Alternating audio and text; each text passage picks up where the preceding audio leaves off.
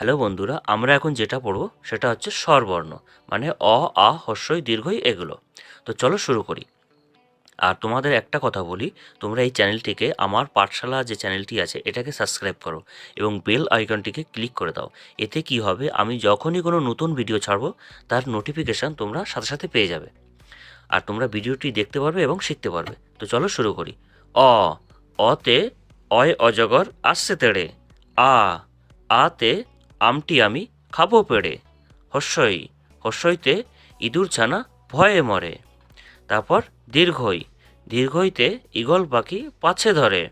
হস্যু, হস্যুতে উঠ চলেছে মুখটি তুলে।